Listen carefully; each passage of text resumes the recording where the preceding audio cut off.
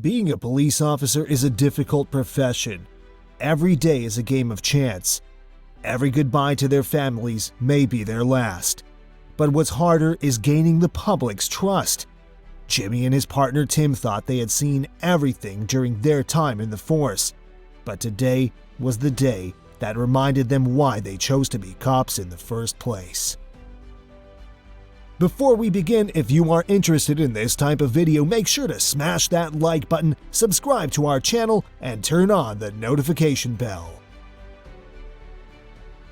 Johnny pulled up to the open field. His partner Tim unbuckled his seatbelt and checked the rearview mirrors. Red plastic cups littered the area. "Students," Tim laughed. "Let's check it out." They scoured the area. The fire pit was fresh from the night before. Stones were stacked as chairs. Tins and plastic bottles were tucked neatly behind the chairs.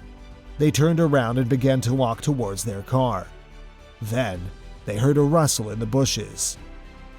Tim Yee and Johnny Lee, deputies of the Sacramento County Sheriff, were used to strange calls over the years.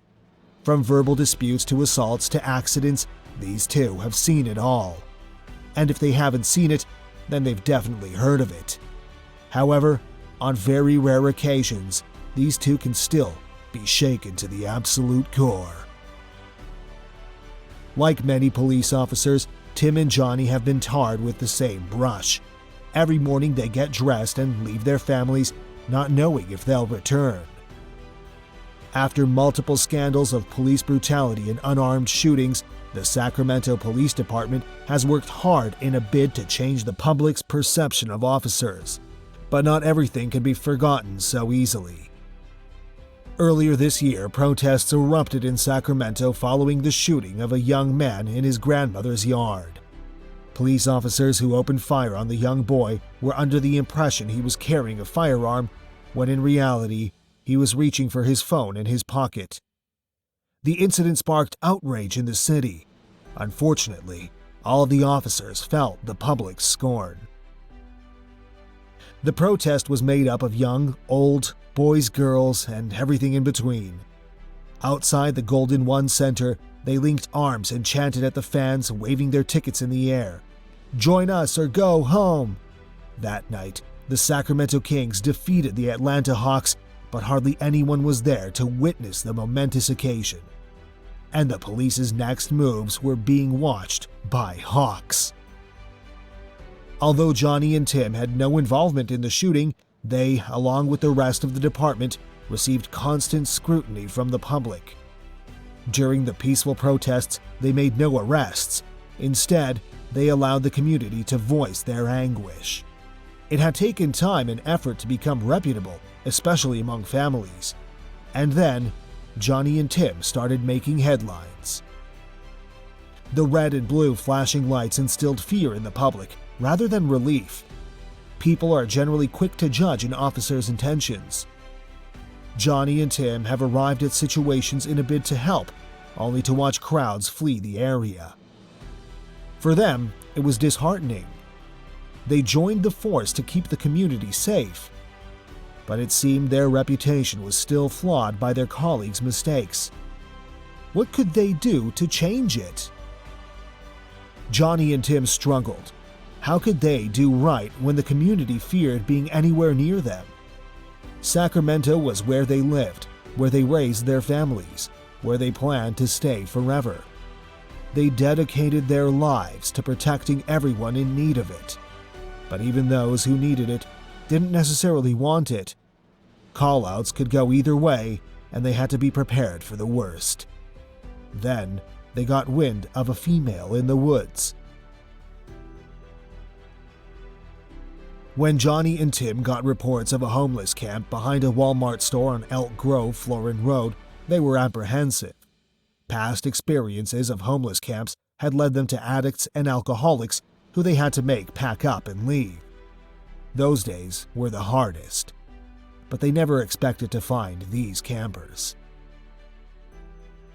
Johnny and Tim searched the site from top to bottom. "Area clear," Johnny called into his radio mic. Just as they turned to leave, they noticed a van parked nearby.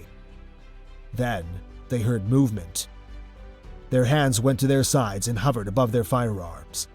But when a little girl peeped from behind the bushes, they were horrified. What was she doing here? Where was her family? The deputies were shocked as the little girl answered their questions. Her hair was matted, her face was dirty, and her stained clothes were far too big for her small frame. She pointed them to the van that was parked close by. When the deputies looked inside, their eyes filled with tears. Inside were the Loveless family, comprising of 3 adults and 2 more children. The 3 kids were aged 3, 5, and 7. Shannon, their mother, was no longer able to work, so was depending on food stamps to feed her family. Her eldest 22-year-old son struggled to find any work to help support his younger brothers and sisters. How long had they lived like this? The Loveless family had been living in their van for 4 months. Shannon had set up the camp behind the Walmart store to make meals for her children. They had nothing, but they were getting by. The officers noticed their small rations and that the family struggled to make do with their meals. The squalor conditions moved Johnny. They couldn't leave them like this. "I kind of choked up a little bit just to see the kids hungry," Johnny later shared, but Shannon was terrified. Was she in trouble? Would they take her kids? "It was a shock because I didn't know if we were going to get in trouble," she explained. The deputies couldn't comprehend the children's happy demeanor when they were living in such poverty. Then, they did something unimaginable.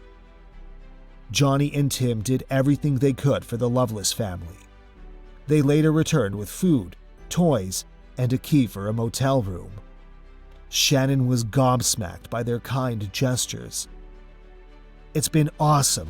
We only see the negative side of police officers, and to see this side of them is something really awesome."